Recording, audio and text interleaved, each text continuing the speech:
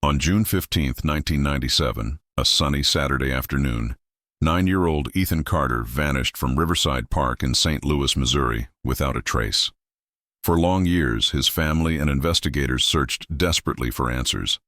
Then, in May 2005, Ryan Miller, now 17 and Ethan's childhood best friend, returned to the park where they had shared their last adventure together. What he discovered buried in a small metal box near the lake would shake the investigation to its core and reveal a truth no one had ever imagined.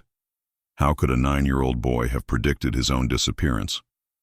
And what exactly was written on that disturbing message that would finally expose what really happened on that fateful afternoon in June 1997? Before we continue with this unsettling story, if you're drawn to real unsolved mysteries like this, make sure to subscribe to the channel and turn on notifications so you don't miss any new cases. Now let's go back to where it all began. St. Louis, June 1997. The city was alive with cultural energy. With the country preparing to host the World Cup the following year, the atmosphere was one of optimism. Riverside Park, the city's 300-acre green haven along the Mississippi River, drew thousands of families every weekend. Founded in the late 1800s, the park boasted a free zoo, a vast lake, botanical gardens, and endless open spaces where kids could run free. This was the world of young Ethan Carter, a boy with chestnut hair and sharp green eyes that gleamed with curiosity. Ethan lived with his parents, Claire and Michael Carter, in a modest 3-bedroom apartment on Jefferson Avenue, just a few blocks from the park. Claire, 32, worked as a nurse at St. Mary's Hospital, while Michael, 35, was a mechanic at a neighborhood auto shop. They were a hard-working, middle-class family, typical of 1990s America. Ethan was unusually curious and observant for his age. His teachers at Jefferson Elementary School often remarked on his precocious maturity and the unsettling questions he sometimes asked. He read constantly, preferring adventure novels to the Saturday morning cartoons his classmates loved. His best friend, Ryan Miller, lived 2 floors above him in the same apartment building. Ryan was more outgoing than Ethan, but both boys shared the same passion for exploration and mystery. The Miller family had a slightly more comfortable life. Lisa Miller, 40, taught English at Roosevelt Middle School, while David Miller, 42, was a freight supervisor for Union Pacific Railroad. Their steadier income allowed Ryan tennis lessons at the local club, but the 2 families remained close friends, often spending holidays together. The neighborhood around Jefferson Avenue was in transition. Older brick buildings stood beside new apartment complexes, home to longtime locals and new families from across the country. It created a place where everyone recognized each other without necessarily being close. By the age of 8, Ethan and Ryan had developed a ritual. Every weekend they explored Riverside Park on their own.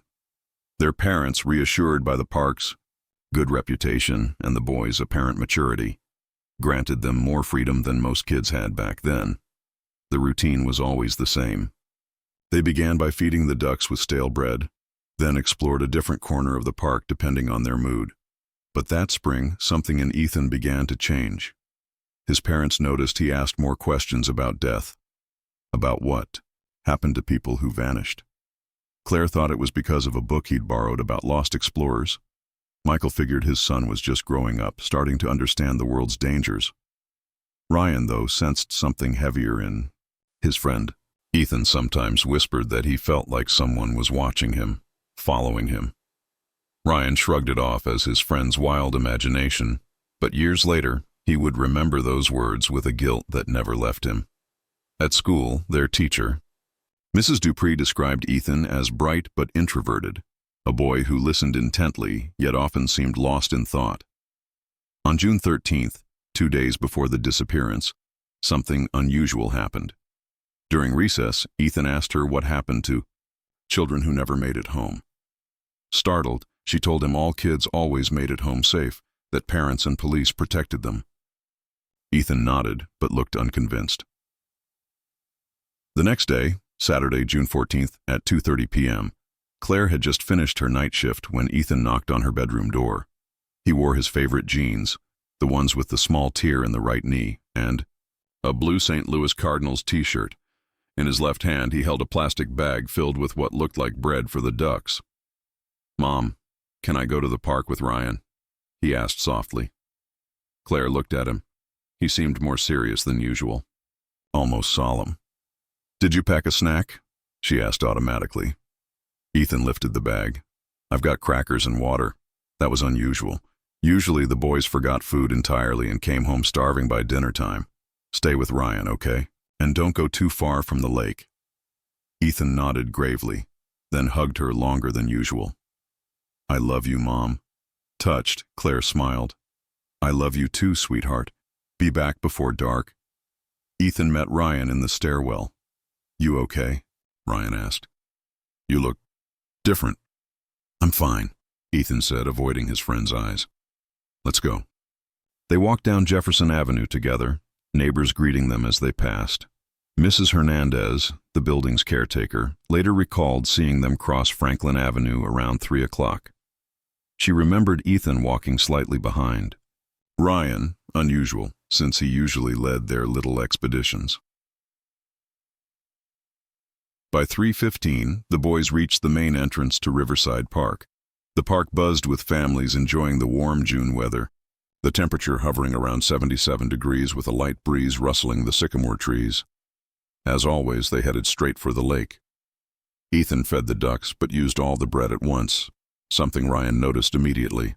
"Why are you giving it all now?" he asked. "They look hungry." Ethan shrugged. They sat on their favorite bench overlooking Memorial Island, the small wooded islet in the center of the lake. That's when Ethan pulled something from his pocket Ryan hadn't seen before, a small, old metal tin. "Remember our time capsule project?" Ethan asked. Weeks earlier, inspired by a documentary on archaeology, they had decided to bury childhood, treasures to dig up years later. They had already picked a spot near Grand Oak behind the Rose Garden, hidden from view. "I got mine ready," Ethan said, shaking the tin. "Hey, we said we'd do it together," Ryan protested. Ethan smiled, but it didn't quite reach his eyes. "It's important we do it today, Ryan." Something in his voice unsettled Ryan, but at 9 years old, he didn't know how to explain the feeling. They headed toward the Rose Garden, a quieter corner of the park perfect for their secret mission. Ethan carried a small plastic shovel, left over from a family trip to Florida. When they reached the massive Grand Oak they had chosen as their landmark, Ethan began digging with unusual determination. The ground, still damp from the week's rain, yielded easily. He dug a hole about 8 inches deep. "What did you put in the box?" Ryan asked, curious. Ethan hesitated. "Important things. Memories. And a letter." "A letter for who?" "For us. For later." The vague answer frustrated Ryan, but before he could press for more, a child's scream cut through the air. Not far away, a little girl had fallen from the swing set near the botanical gardens. Her mother ran toward her in panic. "We should go check on her," Ryan said instinctively. His mother was a teacher, and he'd inherited her reflex to help. Ethan hesitated. He looked at the metal box in his hands, then toward the crying child. "Go on. I'll finish here and catch up." Ryan hesitated now. Their rule was to never split up in the park, but the situation seemed harmless, and Ethan was close by. "You'll come right after? Promise." For 10 p.m., Ryan ran toward the swings. The little girl was already on her feet, apparently unharmed, but Ryan helped her mother calm her down. A few comforting words and a piece of candy were enough to stop the tears. 15 p.m. When Ryan returned to the Grand Oak, Ethan was gone. The hole had been filled in, the dirt patted down, the box was buried. "Ethan!" Ryan called. "Ethan!" Only the birds answered. At first, Ryan thought it was a prank. Ethan sometimes hid behind trees to jump out and scare him. But as he searched the bushes, calling his friend's name with growing frustration, the unease began to set in. 25 p.m., the unease turned to panic. He combed the entire Rose Garden area. No sign of Ethan. He sprinted back to the lake, thinking maybe his friend had gone to feed the ducks again, but families filled the shoreline, and no one had seen him. 35 p.m., Ryan made the decision to run home for help. His heart pounded as he crossed Jefferson Avenue, praying Ethan would already be there. 50 p.m. He rang the Carters' doorbell. Claire, still in her bathrobe, opened the door. "Already back? Where's Ethan?" she asked casually. The words tumbled out of Ryan's mouth in fragments. "He's gone. We were near the oak tree. He was supposed to come right back. He's not there."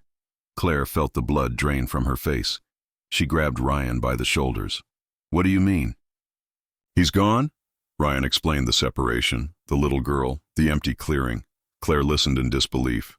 Ethan never wandered off without telling someone. p.m. Claire woke Michael, who had been resting after his long work week.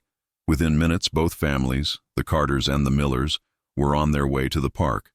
David Miller, with his railroad job experience and calm under pressure, naturally took charge. 15 p.m. They reached Riverside Park. Claire frantically questioned every family still there. No one had seen Ethan after 4:00 p.m. A man walking his dog said he saw two boys near the Rose Garden around 4:10 but hadn't paid attention afterward. 45 p.m. David Miller decided it was time to call the police.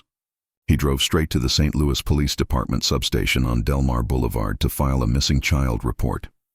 The desk officer, accustomed to parents panicking over kids who eventually turned up, nevertheless took one look at the family's distress and radioed it in immediately. Detective Robert LeClaire, a 20-year veteran with a reputation for taking missing child cases seriously, arrived at Riverside Park with two uniformed officers. Tall, lean, his gray hair cropped short, LeClaire began by questioning Ryan gently, mindful of the boy's age. Ryan recounted the afternoon's events carefully: the time capsule, Ethan's strange mood, the separation by the Rose Garden. By 6 p.m., an initial search party formed. Officers, volunteers, and families scoured the Rose Garden, the lake's edges, the botanical gardens. The park officially closed at 8:30 in summer, but authorities extended the search into the night. Despite 12 officers and dozens of volunteers, no trace of Ethan emerged. Detective LeClaire ordered the Rose Garden sealed off as a potential crime scene. That night, back at the Jefferson Avenue apartment, Claire collapsed in Michael's arms. He stared out the window, jaw tight, as though willing his son to walk up the street any minute. Upstairs, Ryan lay awake, haunted by guilt and the memory of his best friend's solemn face. The disappearance of Ethan Carter had begun, and no, one yet knew it would last 8 long years. June 15th, 1997. Dawn broke over St. Louis, but no one in the Carter household had slept. Detective LeClaire returned with the K-9 unit. 3 German shepherds and their handlers swept every corner of Riverside Park. The dogs paused near the grand oak where Ethan buried his box. But the trail led toward the park's Vinton Street exit before fading on the asphalt where cars and buses passed constantly. It suggested Ethan might have left the park, on foot or otherwise. Witnesses brought chilling new details. Mrs. Hubbard, a 60-year-old retiree who fed pigeons daily near the botanical gardens, recalled seeing a middle-aged man lingering near the Rose Garden around 3:45 p.m. He didn't look like any regular dad, she told LeClaire. The way he watched the kids, it gave me the creeps.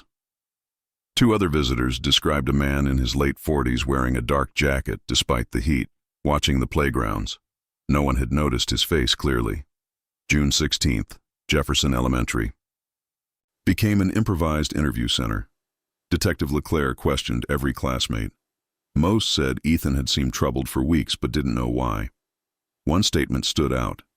Amelia Carter, a classmate, told her teacher Ethan had asked if she'd ever felt afraid of someone without knowing why, and how to tell parents you were scared when you couldn't explain of what. Claire Carter felt the words like a knife. Had her son tried to tell her he was in danger? How had she missed the signs? June 17th, the investigation widened. Police questioned residents of every building overlooking Jefferson Avenue. Several reported seeing a man watching the Carters' apartment in early June. Mr. Duran, a retired neighbor, said he saw the same. Man parked in a gray sedan near Jefferson Elementary, watching dismissal time but never approaching anyone. The detail chilled detectives. This wasn't random. Ethan had been targeted. By June 20th, a week after the disappearance, the school held a moment of silence. Ethan's classmates planted a rose bush in the playground, hoping he would come home. Ryan refused to attend. He repeated the same words to his mother over and over. "It's my fault. I should have stayed. I should have made him come with me." The school psychologist recommended counseling. Ryan refused to speak to anyone. By July, a month later, the case had stalled. 200 interviews, dozens of leads. The man in the gray sedan remained unidentified. Detective LeClaire expanded the search to known offenders across Missouri. Dozens were questioned. Alibis checked. Nothing led to Ethan. Searches of nearby forests, abandoned buildings, and riverbanks turned up nothing. Claire sank into depression, unable to return to her nursing job. Michael carried the family alone, both financially and emotionally. The Carters. Aged 10 years in just a few months. By September 1997, when the new school year began, the empty seat in Ethan's class was a daily wound for his classmates. Ryan changed too. The once outgoing boy grew quiet. His grades slipped. He refused to play with the other kids. A new lead emerged when Mrs. Dupree, the teacher, remembered Ethan's strange question from the day before the disappearance. What happened to kids who never came home? She immediately called Detective LeClaire, convinced now that Ethan had somehow sensed the danger. By December 1997, 6 months after the disappearance, active searches slowed. With no new leads, the case of Ethan Carter joined the long list of unresolved disappearances. LeClaire kept the file open, but other emergencies pulled his attention elsewhere. For the Carter family, this was the hardest stage, learning to live with the absence, balancing fragile hope against crushing despair. Claire gradually returned to her nursing shifts. Michael resumed his regular work schedule. But every evening, they still waited for a phone call that never came. In 1998, the first anniversary brought painful reminders. Local newspapers wrote brief updates, but there were no breakthroughs. The Carters held a prayer service at St. Matthew's Church downtown, hoping faith might offer answers. More than 100 people attended. Proof of how deeply the case had shaken the community.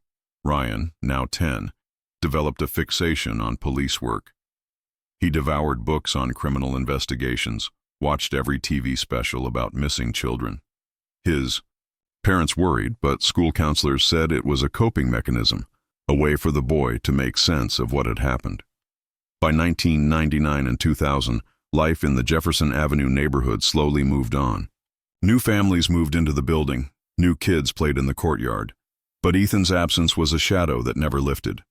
His parents kept his room exactly as it was, changing the bed sheets once a month, just in case. Ryan started middle school, at Roosevelt Junior High, where his mother taught English. Having her nearby helped him through adolescence, but the memory of that day never left him. He avoided Riverside Park entirely, even taking longer routes to stay clear of its gates. 2001, Detective LeClaire retired. Before leaving, he handed the case to his successor, Detective Michael Dubois, with meticulous notes and every tip logged.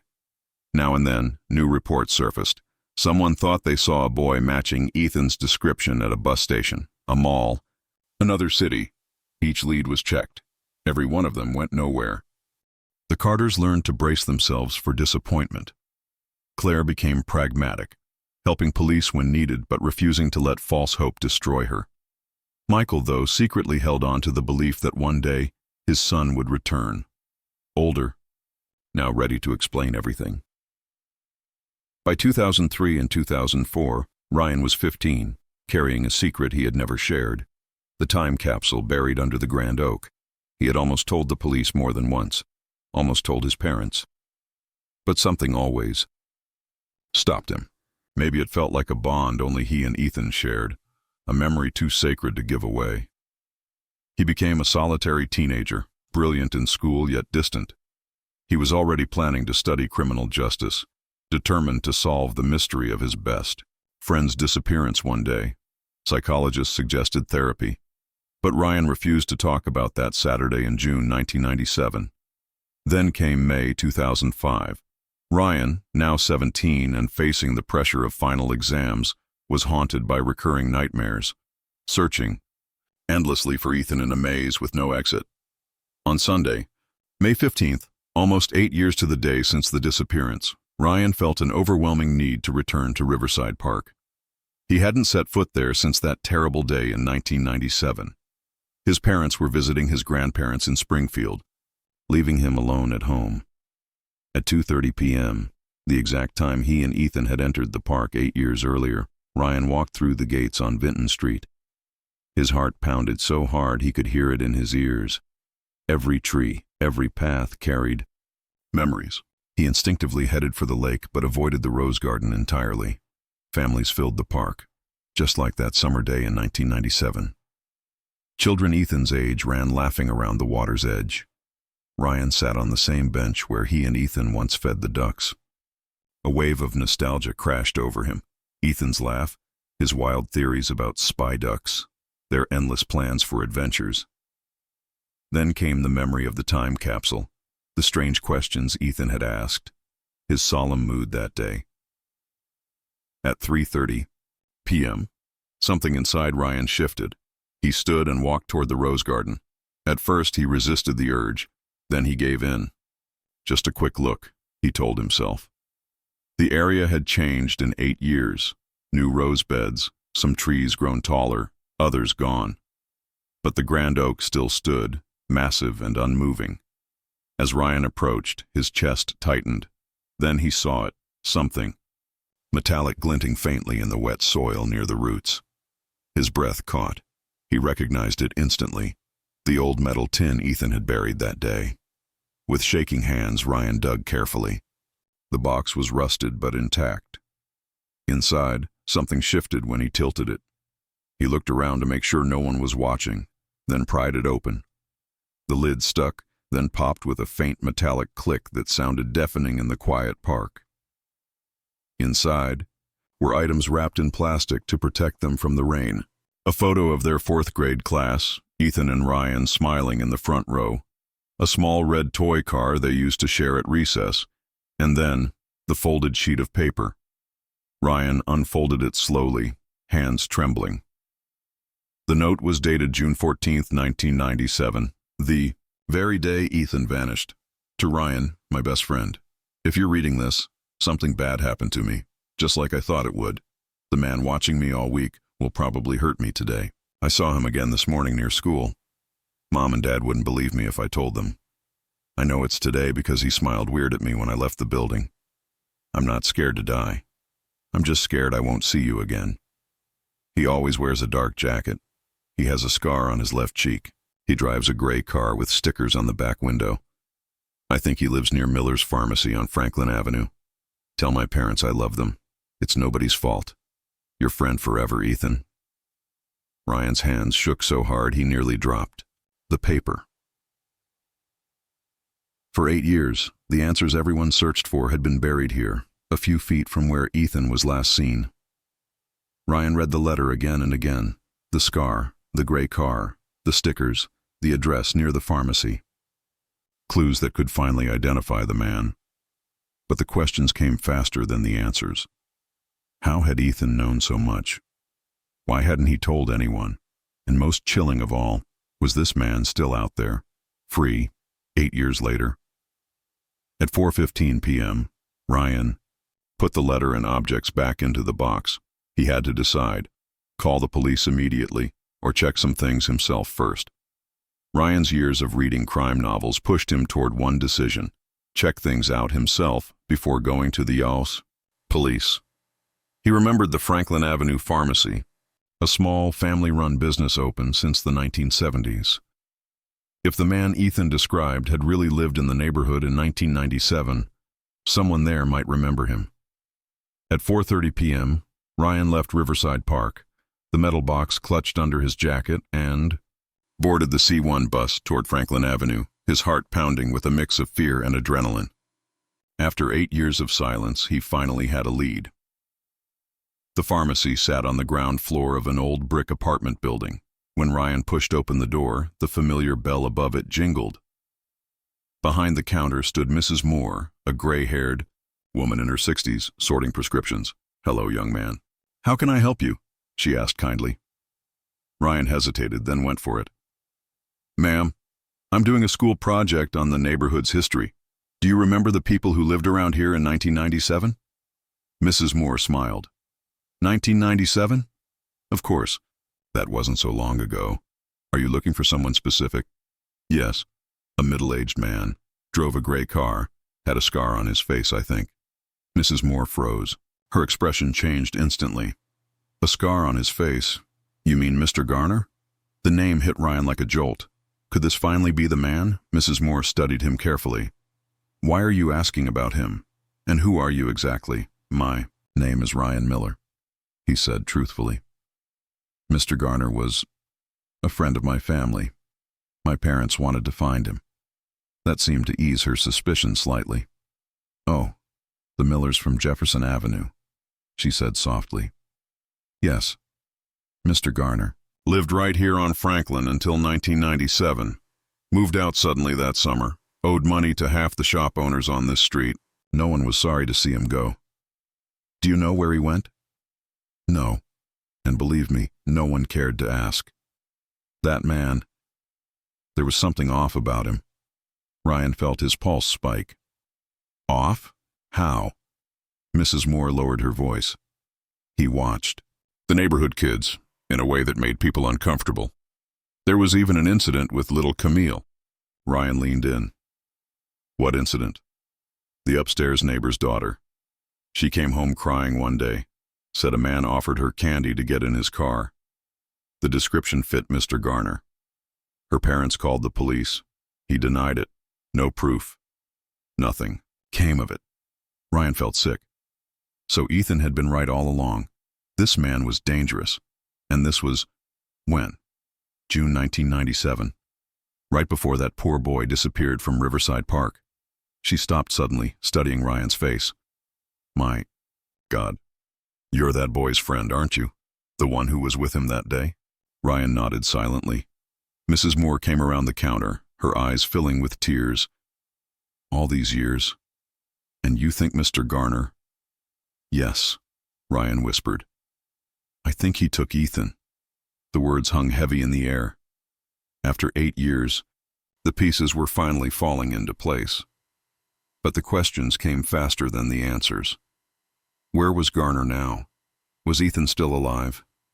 How many children might this man have hurt since? At 5 p.m., Mrs. Moore locked up the pharmacy and led Ryan to the back office. She pulled out an old ledger from 1997, scanning through pages with surprising precision. Garner, Philip Garner, she murmured. Yes, apartment 3B, 47 Franklin Avenue. He bought prescriptions here from 1994 on. Always anxiety meds and sleeping pills. High doses. She paused, frowning. And now that I think about it, he used to ask about the school schedules at Jefferson Elementary. Said he had a niece enrolling there. But he never had any family here. Ryan felt his stomach twist. That was Ethan and his school. Garner had studied their routines before the abduction. I have to call the police, Ryan said, standing. Wait, Mrs. Moore said sharply. One more thing. After the candy incident with Camille, I did some digging. My brother-in-law worked at the Missouri State Records Office back then. Off the record, he told me Garner had a conviction in 1993. Attempted abduction. An 8-year-old boy. It happened in Kansas City. He served 6 months. Moved to St. Louis after he got out. The revelation hit Ryan like a hammer. Garner was a repeat offender, and St. Louis authorities apparently had no idea. At 5:30 p.m., Mrs. Moore accompanied Ryan to the 2nd District Police Station on Labadie Avenue. Detective Paul Russell, a stocky man in his 40s, listened skeptically at first. But when Ryan handed him Ethan's letter from the metal box, the detective's face changed completely. My God, he muttered, studying the handwriting. How did this never turn up before? Ryan explained about the time capsule, how he and Ethan buried it the day he disappeared, why he'd kept it secret until now. Russell nodded. You were 9. That's a lot for a kid to carry. We'll reopen the case immediately. But after 8 years, we have to be realistic. Ryan understood the unspoken warning. They might not find Ethan alive, but he wasn't giving up. At 6:45 p.m., Detective Russell called Kansas City police. Within the hour, they faxed over Philip Garner's entire record. Born 1954, arrested in 1993 for attempted child abduction, served 6 months, moved to St. Louis the following year. Worse, multiple complaints had been filed against him between 1995 and 1997, none tied to his Kansas City past. A breakdown in communication had allowed a predator to disappear into a new city unnoticed. Then came the critical detail. Garner owned a gray 1992 Chevy Cavalier, Missouri plates registered in Etzidiop, St. Louis County, sold to a junkyard in July 1997, exactly 1 month after Ethan vanished. Too much coincidence to ignore. At 8:15 p.m., Russell called retired Detective LeClaire. The old investigator arrived at the station that same evening. When he read Ethan's letter, his eyes glistened. "In 25 years, LeClaire murmured, "I've never seen a child predict his own abduction so clearly." He saw what we missed. He studied the letter again. The scar, the car, the jacket.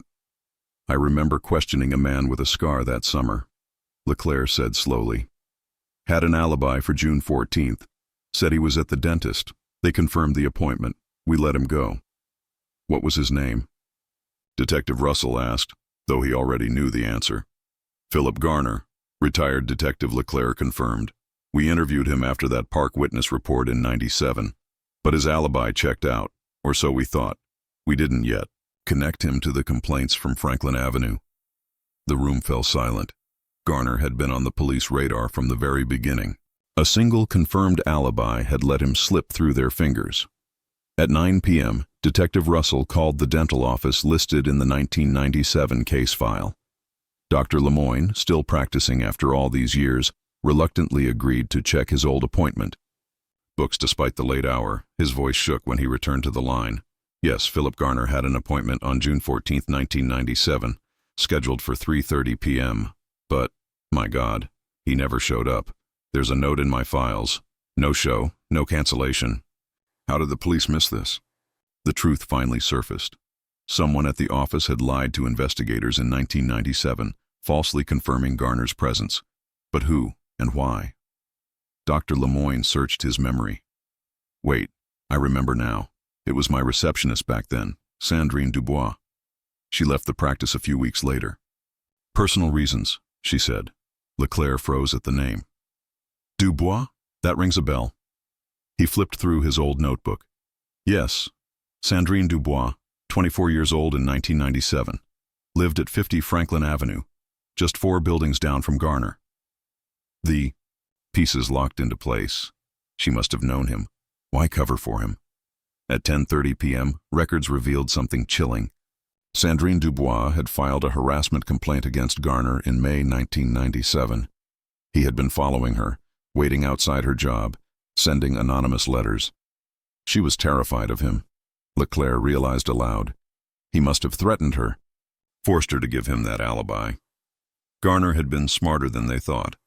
He hadn't just planned the abduction, he'd secured his escape. City records showed Sandrine, now married as Sandrine Martinez, lived in St. Charles with her family. Despite the hour, Russell called her immediately. She agreed to see them that night. The 40-minute drive was heavy with thoughts of what might have been prevented. Sandrine, now 32 with 2 children, broke down crying the moment she saw them. "I know why you're here," she said between sobs. "I've lived with this guilt for 8 years. That boy. I could have saved him if I'd had the courage." She told them everything. In May 1997, Garner began harassing her obsessively.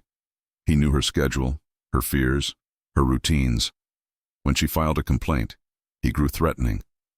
The day before the disappearance, Sandrine whispered, "He came to the office, said he needed an alibi for the next afternoon. If I didn't help, he'd hurt my little sister." She was only 6. I believed him. I told the police he was at his appointment. I thought he was just hiding from some theft investigation or something. I didn't realize until days later it was about that missing boy. By then, Garner had vanished. Terrified, Sandrine quit her job and left St. Louis, hoping to outrun her guilt. "Do you know where he went?" Detective Russell asked. "No," she said. But I remember something. Right before he disappeared, he told me about a family cabin in the Ozark Mountains. Said it was his safe place. The investigators exchanged grim looks. At midnight, they contacted the Missouri State Police in Springfield. Property records confirmed it. Philip Garner owned an old hunting cabin in a remote part of the Ozarks, abandoned for years but still in his name. By 2:30 a.m., a mountain search team reached the property. The call came in minutes later. They had found the cabin. It was deserted. But in the basement, they discovered human remains, small, fragile bones with the tattered clothing of a child, and another body, Philip Garner himself. A pistol lay nearby. A suicide, long ago. Next to him, a letter. In it, Garner confessed everything. How he lured Ethan from the park with a story about an injured puppy.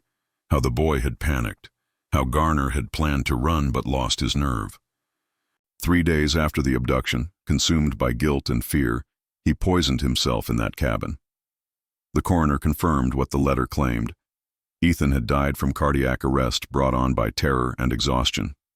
Garner never carried out his intended crimes. After 8 years, the mystery was over.